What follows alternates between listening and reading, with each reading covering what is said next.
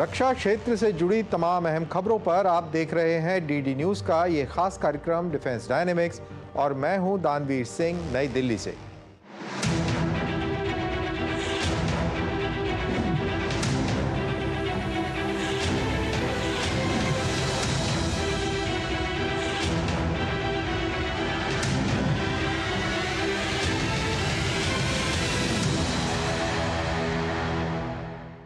इस एपिसोड में हम भारत बांग्लादेश के नवीनतम नौसैनिक अभ्यास बोंगो सागर के बारे में बात करेंगे। ये क्या संकेत देता है, इसके बारे में विश्लेषण करेंगे। मध्य पूर्व के भू राजनीतिक माहौल में फिर उथल पुथल मच गई है, क्योंकि अमेरिकी सेनाओं ने यमन के हूतियों पर हमला किया और उनके ईरानी समर्थकों को कड़ी चेतावनी दी कि यदि उन्होंने हूतियों का समर्थन जारी रखा तो गंभीर परिणाम भुगतने होंगे। आत्मनिर्भरता की दिशा में एक और कदम बढ़ाते हुए भारतीय सेना ने सिक्किम में स्वदेशी vehicle mounted infantry motor system तैनात किया है। हम इसे विस्तार से समझने की कोशिश करेंगे। इसके अलावा इस कार्यक्रम में हम विश्लेषण करेंगे कि क्या दुनिया के सबसे शक्तिशाली खुफिया गठबंधन फाइव आइज अचानक से टूटने की कगार पर पहुंच गया है। हम इन सभी विषयों पर गहराई से विश्लेषण करेंगे, लेकिन पहले प्रमुख ग्लोबल डिफेंस हेडलाइंस पर एक नजर डाल लेते हैं। इराक और सीरिया में इस्लामिक स्टेट के प्रमुख को इराक में मार गिराया गया है। ये कार्यवाही इराकी राष्ट्रीय खुफिया सेवा और अमेरिका के नेतृत्व वाले गठबंधन बलों के संयुक्त अभियान में की गई, जिसकी घोषणा इराकी प्रधानमंत्री ने 14 मार्च 2025 को दी। प्रधानमंत्री मोहम्मद शिया अल सुदानी ने सोशल मीडिया एक्स पर बयान में कहा, इराकी लोग अंधकार और आतंकवाद की ताकतों के खिलाफ अपनी शानदार जीत जारी रखे हुए हैं। नाटो अपने सैन्य क्षमता लक्ष्यों को 30% की वृद्धि करने के लिए गठबंधन सदस्य देशों से अनुरोध करेगा, क्योंकि 32 राष्ट्रों वाला यह गठबंधन अपनी रक्षा स्थिति को मजबूत करने की दिशा में काम कर रहा है। ये जानकारी नेटो में रक्षा योजना के प्रभारी कमांडर ने दी। पोलैंड के राष्ट्रपति आंद्रास डाडा ने एक बार फिर संयुक्त राज्य अमेरिका को पोलैंड में परमाणु हथियारों को तैनात करने की अपील की है। ये रूस के खिलाफ एक प्रतिरोध शक्ति के रूप में देखा जा रहा है। ये संकेत देता है कि अग्रिम पंक्ति का नेटो देश रूस के बढ़ते खतरे को देखते हुए परमाणु सुरक्षा पर गंभीरता से विचार कर रहा है। भारतीय वायुसेना की सदर्न एयर कमांड के कमांडर्स कॉन्फ्रेंस को संबोधित करते हुए 12 मार्च 2025 को दक्षिणी भारतीय शहर तिरुवनंतपुरम में भारतीय वायुसेना के प्रमुख air chief marshal AP Singh ने कमांडरों का ध्यान भविष्य के युद्ध के हाइब्रिड स्वरूप की ओर आकर्षित किया, जहां संघर्ष का दायरा कई क्षेत्रों में फैला हुआ है। उन्होंने कमांडरों से अंतरिक्ष, साइबर और इलेक्ट्रॉनिक युद्ध के क्षेत्रों में वैश्विक विकास की गति के साथ चलने का आह्वान किया। साथ ही उन्होंने क्षमताओं में वृद्धि और मानव संसाधनों की पूरी क्षमता के दोहन की आवश्यकता पर भी जोर दिया। रूसी सेना ने 11 मार्च 2025 को बताया कि उनकी वायु रक्षा प्रणाली ने रात भर में 337 यूक्रेनी ड्रोन मार गिराए। ये ड्रोन रूस के 10 क्षेत्रों में देखे गए। यह पिछले 3 वर्षों में रूस पर सबसे बड़ा यूक्रेनी ड्रोन हमला माना जा रहा है। भारतीय रक्षा मंत्रालय ने भारतीय इलेक्ट्रॉनिक्स लिमिटेड बीईएल गाजियाबाद के साथ 2,906 करोड़ रुपए का अनुबंध किया है। यह अनुबंध low level transportable radar LLTR Ashwani की खरीद के लिए किया गया है। अश्वनी एक एक्टिव इलेक्ट्रॉनिकली स्कैन फेज्ड अरे रडार है। यह रडार तेज गति वाले लड़ाकू विमानों से लेकर धीमी गति वाले मानव रहित हवाई वाहनों यानी यूएवी और हेलीकॉप्टरों तक विभिन्न हवाई लक्ष्यों को ट्रैक करने में सक्षम है। इसकी तैनाती भारतीय वायुसेना के संचालन क्षमता को महत्वपूर्ण रूप से बढ़ाएगी। रूसी राष्ट्रपति व्लादिमीर पुतिन ने गुरुवार को कहा कि वह यूक्रेन में 30 दिनों के संघर्ष विराम के लिए अमेरिकी प्रस्ताव से सैद्धांतिक रूप से सहमत हैं, लेकिन इसकी शर्तों पर अभी चर्चा की जानी बाकी है। उन्होंने यह भी जोर दिया कि इस संघर्ष विराम को स्थायी शांति की दिशा में मार्ग प्रशस्त करना चाहिए। भारत बांग्लादेश की नौसेनाओं ने इस सप्ताह बंगाल की खाड़ी में तनावपूर्ण कूटनीतिक संबंधों के बीच एक समन्वित गश्त पूरी की। ये गश्त 2025 के बोंगो सागर अभ्यास का एक हिस्सा थी।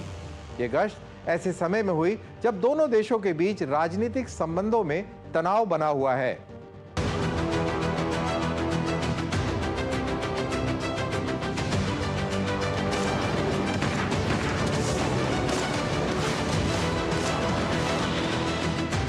भारतीय नौसेना ने कहा है, बोंगो सागर अभ्यास में समुद्री सुरक्षा सहयोग मजबूत हुआ है। भारतीय नौसेना के अनुसार वार्षिक बोंगो सागर अभ्यास का उद्देश्य दोनों नौसेनाओं की पारस्परिक संचालन क्षमता को बढ़ाना है, ताकि साझा समुद्री सुरक्षा चुनौतियों का प्रभावी ढंग से सामना कर सकें। भारतीय नौसेना ने अपने बयान में कहा, दोनों नौसेनाओं के बीच मजबूत तालमेल इस बात का प्रमाण है कि वह क्षेत्र में सुरक्षा और स्थिरता बनाए रखने के लिए वैश्विक सुरक्षा चुनौतियों का सामना करने के लिए प्रतिबद्ध है। यह भारत की सागर यानी security and growth for all in the region पहल के तहत भी बढ़ावा देता है। इस साल भारतीय नौसेना का INS रणवीर और बांग्लादेश नौसेना का PNS अबू उबैदा जहाजों ने हिस्सा लिया। प्रमुख नौसैनिक अभ्यास में सतह से फायरिंग, सामरिक युद्ध अभ्यास, समुद्र में ईंधन और रसद की आपूर्ति तथा VBSS यानी क्रॉस बोर्डिंग ऑपरेशन शामिल हैं। यह अभ्यास विस्तृत समुद्री संचालन क्षमताओं को बढ़ाने के लिए आयोजित किया गया, जिससे दोनों देशों की नौसेनाओं के बीच सहयोग और तालमेल मजबूत हुआ है। 2019 से जारी बोंगो सागर अभ्यास इस बार बदले हुए हालात में हुआ। बोंगो सागर अभ्यास जो 2019 से लगातार आयोजित हो रहा है, इस बार ऐसे समय में हुआ जब भारतीय सेना प्रमुख जनरल उपेंद्र द्विवेदी ने जनवरी 2025 में भारत बांग्लादेश संबंधों की रणनीतिक अहमियत पर जोर दिया। ये सहयोग दोनों देशों के बीच समुद्री सहयोग में एक महत्वपूर्ण प्रगति का संकेत देता है, खासकर पिछले साल बांग्लादेश के प्रधानमंत्री शेख हसीना के पद से हटने के बाद संबंधों में आई कड़वाहट के बीच। बोंगो सागर अभ्यास सैन्य तैयारियों और सहयोग को नई मजबूती प्रदान करता है। इस अभ्यास में कई महत्वपूर्ण गतिविधियां शामिल थीं, जैसे संचार अभ्यास, जिससे दोनों नौसेनाओं की तत्परता का परीक्षण किया गया, समुद्री ज्ञान बढ़ाने के लिए क्विज, जिससे नौसैनिक और अधिकारियों तथा परिचालन दलों को पेशेवर विषयों की जानकारी रोचक तरीके से दी गई। इसके अलावा प्राथमिक स्टीम पास, जो दोनों नौसेनाओं के बीच गहरे होते संबंधों को दर्शाता है।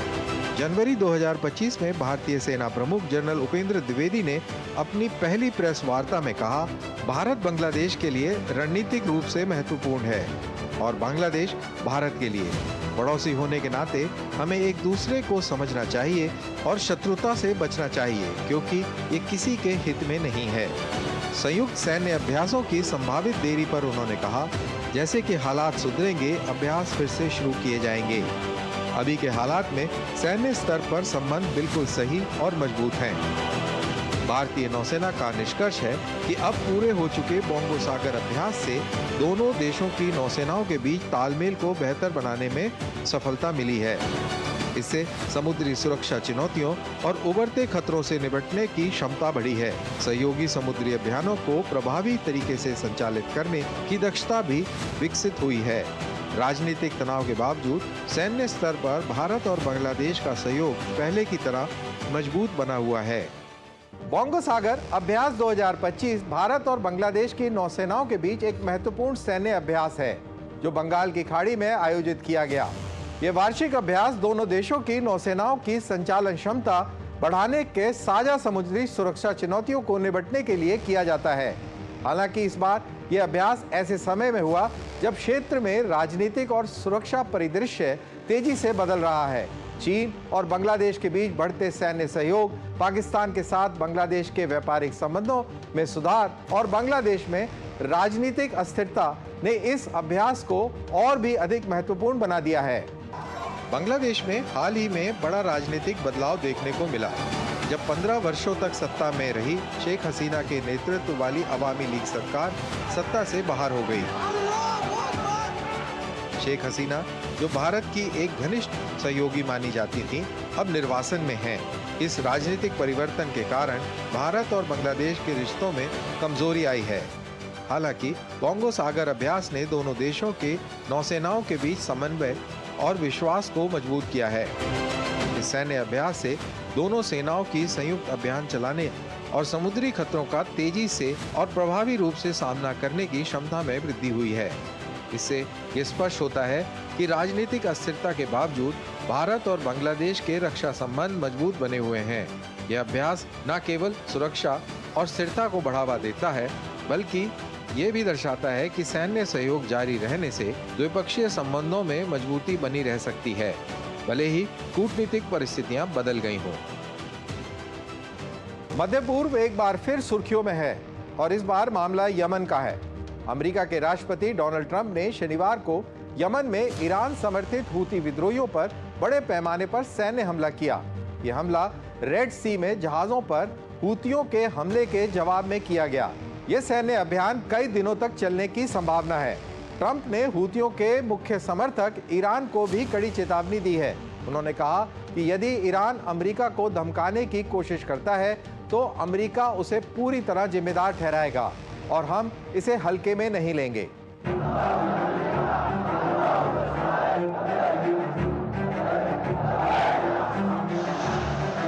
अमेरिका द्वारा यमन में किए जा रहे हमले लंबे समय तक जारी रह सकते हैं।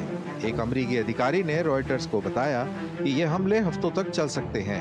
ये अब तक मध्य पूर्व में अमेरिका का सबसे बड़ा सैन्य अभियान है जब से डोनाल्ड ट्रंप ने जनवरी में राष्ट्रपति पद को संभाला है। ये कार्रवाई ऐसे समय में हुई है जब अमेरिका ईरान पर प्रतिबंधों का दबाव बढ़ा रहा है और उसे परमाणु कार्यक्रम पर बातचीत के लिए मजबूर करने की कोशिश कर रहा है।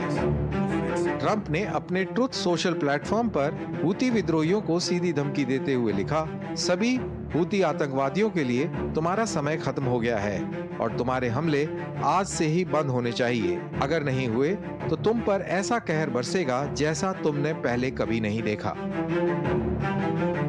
रविवार को हूती नियंत्रण वाले स्वास्थ्य मंत्रालय के प्रवक्ता अनीस अल असबाही ने बताया कि अमेरिकी हमले में कम से कम 53 लोग मारे गए और 98 घायल हुए, जिसमें ज्यादातर महिलाएं और बच्चे शामिल हैं। हूती राजनीतिक ब्यूरो ने इन हमलों को युद्ध अपराध करार दिया। बयान में कहा गया, हमारी यमनी सेना पूरी तरह से तैयार है और हम हर हमले का जवाब देंगे। यमन की राजधानी सना में एक हूती ठिकाने पर हमला हुआ। स्थानीय निवासी अब्दुल्ला याहिया ने बताया, विस्फोट बहुत भयानक था, ऐसे लगा जैसे भूकंप आ गया हो। हमारी महिलाएं और बच्चे डर से कांप रहे थे। इसके अलावा ताई शहर में हूती सैन्य ठिकानों पर भी हमला हुआ। प्रत्यक्षदर्शियों ने रविवार को इसकी पुष्टि की। सादा के दयान कस्बे में एक पावर स्टेशन पर भी हमला हुआ, जिसमें पूरे इलाके की बिजली गुल हो गई। यह इलाका हूती नेता अब्दुल मलिक अल हूती का मुख्य ठिकाना माना जाता है। अमेरिकी राष्ट्रपति डोनाल्ड ट्रंप ने कहा कि अमेरिका हूती विद्रोहियों के खिलाफ प्रचंड घातक बल का इस्तेमाल करेगा। उन्होंने हूतियों पर आरोप लगाया कि वे स्विस कैनाल, रेड सी और अदनान की खाड़ी के जरिए नौ परिवहन को बाधित कर रहे हैं, जिससे वैश्विक व्यापार ठप हो गया है। ट्रंप ने अपने बयान में कहा, अमेरिकी जहाजों पर हूतियों के हमले को बर्दाश्त नहीं किया जाएगा। हम तब तक प्रचंड घातक बल का इस्तेमाल करेंगे जब तक हमारा लक्ष्य पूरा नहीं हो जाता। हूतियों ने दुनिया के सबसे महत्वपूर्ण जल मार्गों में से एक को जाम कर दिया है, जिससे वैश्विक व्यापार ठप हो गया है और अंतर्राष्ट्रीय नौवहन की स्वतंत्रता के सिद्धांत पर हमला हुआ है, जो कि अंतर्राष्ट्रीय व्यापार और वाणिज्य के आधार है। हूतियों द्वारा लाल सागर और अदनान की खाड़ी में जहाजों को निशाना बनाए जाने से व्यापार पर बड़ा असर पड़ा है। ये क्षेत्र अंतर्राष्ट्रीय शिपिंग के लिए अहम मार्ग है और अमेरिका इसे किसी भी कीमत पर सुरक्षित रखना चाहता है। ट्रंप के इस बयान से साफ संकेत मिलते हैं कि अमेरिका हूती विद्रोहियों पर अधिक हमले कर सकता है। भारतीय सेना ने एक बड़ी रणनीतिक पहल के तहत सिक्किम की ऊंचाइयों वाले क्षेत्र में व्हीकल माउंटेड इन्फेंट्री मोर्टार तैनात किए हैं। ये प्रणाली उन इन्फेंट्री सैनिकों के लिए बेहद फायदेमंद होगी जो भारत चीन सीमा की सुरक्षा में तैनात हैं। ड्रोन खतरों से निपटने और ऑपरेशंस में लचीलापन बढ़ाने में सहायक ये अत्याधुनिक प्रणाली स्थानीय कमांडरों को शूट एंड स्कूट की क्षमता प्रदान करेगी, जिससे वह हमले के बाद तुरंत अपनी स्थिति बदल सकते हैं। ये रणनीति ड्रोन के खतरों से बचाव के लिए बेहद कारगर साबित होगी। साथ ही ये इन्फेंट्री ऑपरेशंस में अधिक लचीलापन और बेहतर समर्थन देने में भी सक्षम होगी। इस तैनाती से भारतीय सेना की ऊंचाई वाले इलाकों में युद्ध क्षमता और प्रतिक्रिया समय में महत्वपूर्ण बढ़ोतरी होगी, जिससे सीमा सुरक्षा को मजबूती मिलेगी।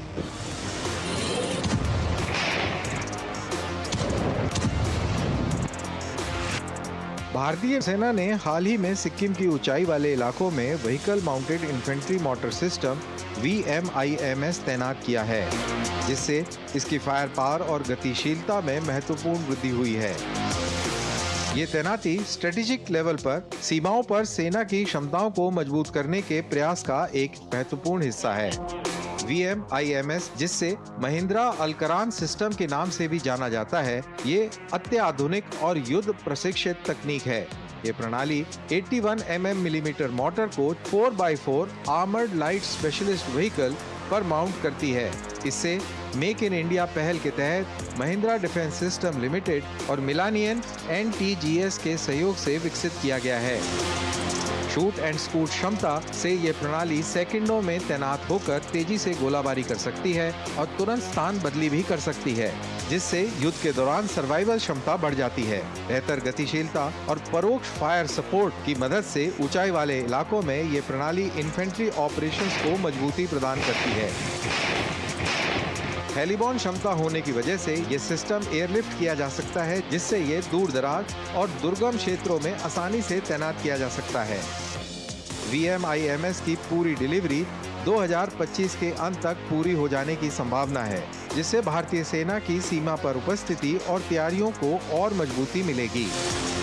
सिक्किम में VMIMS की तैनाती ये दर्शाती है कि भारतीय सेना अपने शस्त्रागार को आधुनिक बनाने और सीमाओं पर रणनीतिक तैयारियों को बनाए रखने के लिए लगातार प्रयास कर रही है। ये नई तकनीक न केवल सैन्य अभियानों की प्रभावशीलता बढ़ाएगी, बल्कि किसी भी संभावित खतरे का मुकाबला करने के लिए सेना को अधिक सक्षम बनाएगी।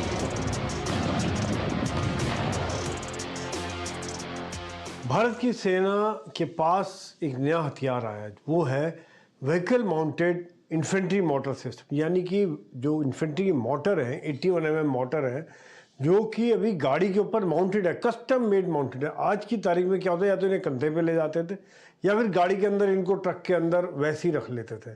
तो अब एक कस्टम मेड बना हुआ है, जिसके द्वारा कई फायदे हैं। एक तो प्रॉपर स्टोरेज, और कहीं भी जाके फटाफट डिप्लॉय हो जाता है। ऑटोमेटिक फायर कंट्रोल सिस्टम में साथ साथ एक सुरक्षा भी मिलती है स्मॉल आर्म्स और शार्पनर्स के द्वारा। तो एक इन्फेंट्री मोटर, एक जो इन्फेंट्री बटालियन का तोपखाना कहते हैं, उसको एक जगह से दूसरी जगह से तेज़ी से मूवमेंट किया जा सकता है और दुश्मन के खिलाफ बहुत तेज़ी से उपयोग किया जा सकता है। और ये बहुत बड़ा गेम चेंजर साबित हो रहा है, ख़ास तौर से जब ये भारत में निर्मित है, तो एक भारत की ताकत में बहुत बड़ा इजाफा है। दुनिया का सबसे शक्तिशाली खुफिया गठबंधन 5I अचानक टूटने की कगार पर है। अमेरिका, ब्रिटेन, कनाडा और ऑस्ट्रेलिया तथा न्यूजीलैंड, ये 5 देश दशकों से एक अटूट खुफिया गठबंधन का हिस्सा रहे हैं, लेकिन अब इसका भविष्य अनिश्चितता से घिरा हुआ है। दुनिया के सबसे शक्तिशाली खुफिया गठबंधनों में से एक 5I अचानक टूटने की कगार पर नजर आ रहा है। ये गठबंधन अमेरिका, ब्रिटेन, कनाडा, ऑस्ट्रेलिया और न्यूजीलैंड का एक अत्यधिक गोपनीय और मजबूत नेटवर्क है, जो दशकों से खुफिया जानकारी साझा करने और वैश्विक सुरक्षा बनाए रखने में महत्वपूर्ण भूमिका निभाता आया है। लेकिन अब इस गठबंधन के भविष्य को लेकर अनिश्चितताएं बढ़ती जा रही हैं।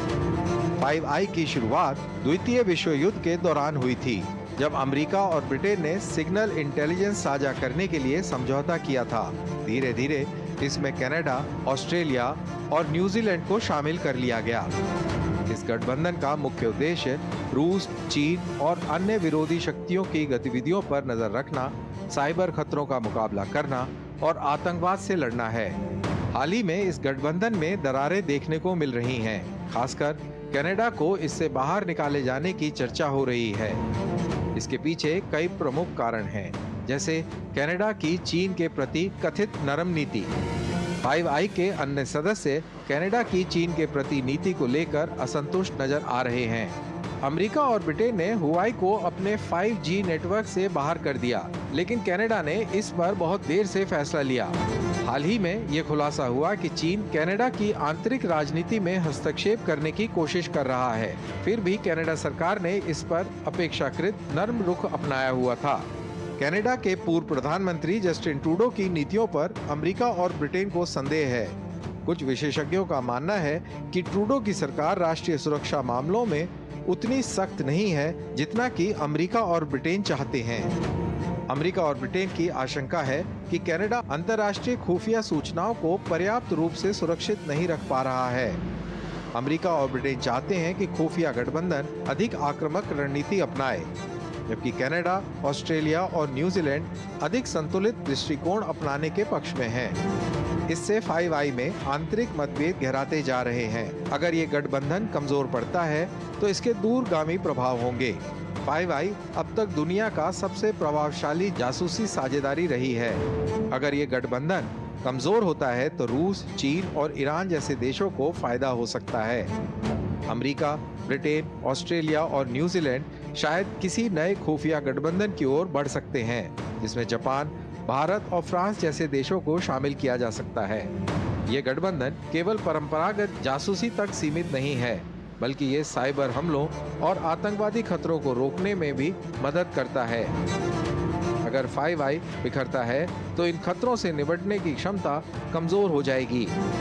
अब बड़ा सवाल यह है कि क्या कनाडा को बाहर किया जाएगा या फिर किसी समझौते के तहत गठबंधन को बचाने की कोशिश की जाएगी। अगर कनाडा को बाहर किया जाता है तो ये पहला मौका होगा जब 5i गठबंधन से कोई देश निकाला जाएगा। अगर गठबंधन बना रहता है तो इसमें सुधार और अधिक कठोर नियम लाए जा सकते हैं। तो ये आसानी से निष्कर्ष निकाला जा सकता है कि 5i गठबंधन दशकों से पश्चिमी खुफिया जगत की रीढ़ रहा है, लेकिन अब ये टूटने के कगार पर नजर आ रहा है। कनाडा का इसमें भविष्य अनिश्चित है और इसका असर वैश्विक खुफिया संतुलन पर पड़ सकता है। अगर ये गठबंधन कमजोर होता है तो ये पश्चिमी देशों की खुफिया क्षमताओं को प्रभावित करेगा और अंतर्राष्ट्रीय शक्ति संतुलन को बदल भी सकता है। मध्य पूर्व में क्षेत्रीय अस्थिरता एक बार फिर चर्चा में है, क्योंकि अमेरिका ने ईरान समर्थित हूती विद्रोहियों पर हमला किया है। क्या ईरान पीछे हटेगा? क्या हूतियों को बेअसर कर दिया जाएगा? ये आने वाले दिनों में साफ होगा। वहीं बांग्लादेश के साथ कूटनीतिक मुद्दों के बावजूद भारत और बांग्लादेश के बीच सैन्य संबंध मजबूत बने हुए हैं। वास्तव में पाकिस्तान को बांग्लादेश में परिस्थितियों को प्रभावित करने पर ज्यादा ध्यान नहीं देना चाहिए, बल्कि बलूचिस्तान और खैबर पख्तूनख्वा में क्या हो रहा है उस पर नजर रखनी चाहिए। इसके साथ ही हम इस एपिसोड के अंत में पहुंच गए हैं। मिलते हैं अगले सप्ताह रक्षा जगत के नए विषयों और उनके विश्लेषण के साथ। डिफेंस डायनेमिक्स के साथ जुड़ने के लिए आप सभी का धन्यवाद। साथ ही सोशल मीडिया पर अपने कमेंट्स #DD with दानवीर के साथ जरूर साझा करें। अपना ख्याल रखें। जय हिंद।